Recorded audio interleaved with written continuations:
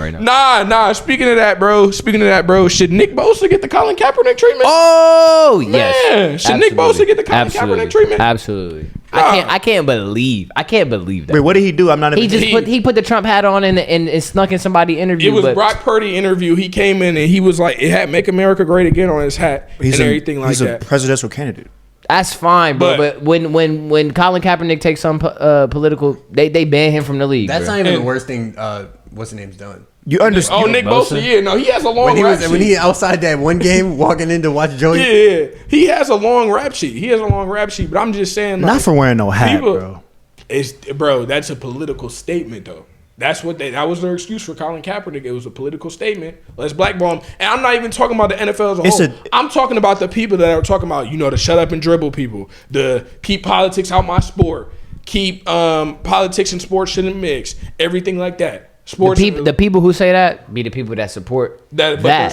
So now that your people do it, I just don't think politics should be in sports at all. At all. But like now that you do that, it should be the same way. But they're turning around. They're saying kudos to Nick Bosa. He's using his platform for the right thing. But when it was Colin Kaepernick, it was get this guy out of the NFL. And I do understand that there is a big gap in their play style, in their playing. At the time, Kaepernick did kind of look like he was on the way out with his play. He looked not on the way out, but like second string. He was going to be a backup from now on. And Nick Bosa is an all-pro Pro Bowler. So there was a gap in their play, but that's not an excuse. And I think he can't be free. Social media was definitely a lot more sensitive at the time. Towards like actions. They more sensitive than now? Yes. Nah. I think we're a lot more comedic friendly. Nah, I think people are definitely a lot more sensitive. I don't think so. But I think there should be just as much outrage, to be honest, because Colin Kaepernick. It's not that big of a deal. Colin Kaepernick, if any, but I'm saying it's not. But it's the way that they handled it the first time. We know it's not that big of a deal. If you praising Nick Bosa, but you was mad at Colin Kaepernick, you a hypocrite. It's really just that simple. That's exactly how I see it. Like I don't care about who somebody votes for, especially if they playing football, bro. I'm not watching you to care about your political views. But if you're gonna act like one way to somebody, you gotta act the same to another. And his tweets resurfaced. My bad for cutting you off. No, you cool. And his tweets resurfaced. He called Colin Kaepernick a bum, but he on here. He pointing at "Make America Great Again" on national television. It's just a different situation, man. It is. It's November. It's election season. They fighting hard. Did y'all? I don't want to talk politics, but did y'all see Tony Hinchcliffe say that Puerto Rico let us talk politics. Was a bunch of I'll put garbage? my foot down. I've let this go long enough. Tight, bro. I'm tired of it. Nah, but Nick Bosa. If I'm not saying blackballing from the league, but at least he need a game suspension or something. They're not about to suspend dude for wearing a hat. He needs something, but it's not the fact that he wore the hat.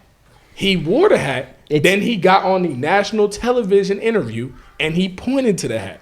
It's less of him and more of the organization and the things around him and how they reacted. Like, I'm not saying like, oh, Nick Bosa deserves as a person, he shouldn't be in the league. It's your franchise did the same exact thing and the league did the same exact thing to another player who's a starting quarterback. Like that's not just any position. I want y'all to compare it to I'm going to give you a different perspective.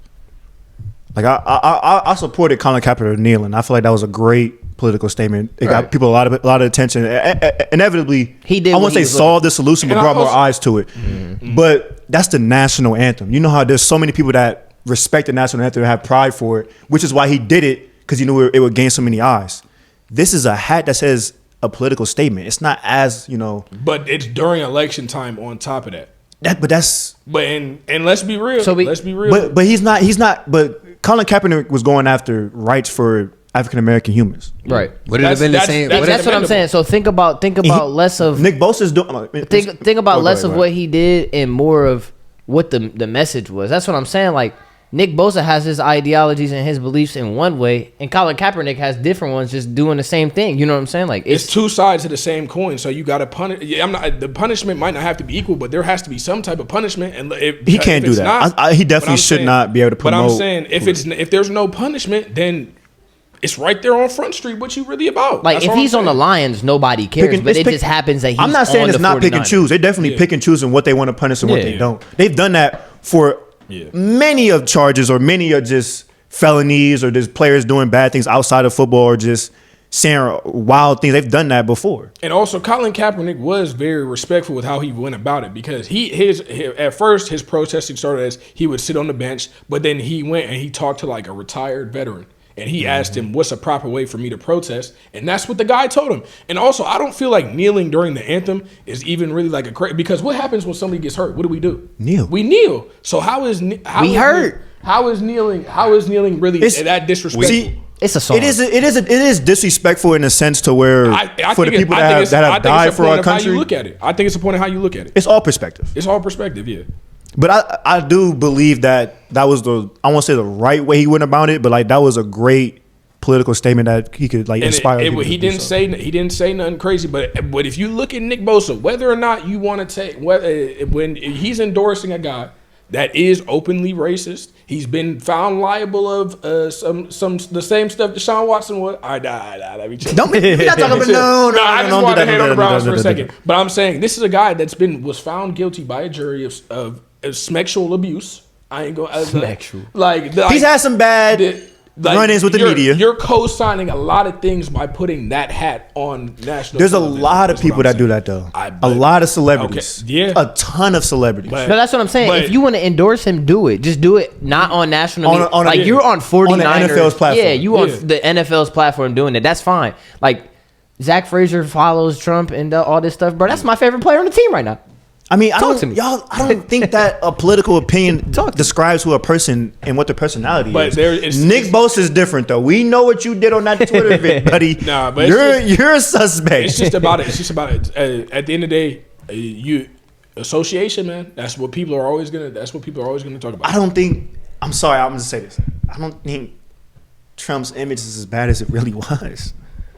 The media, What do you mean by that? The media doesn't have such a bad representation of him now. Like he doesn't have that.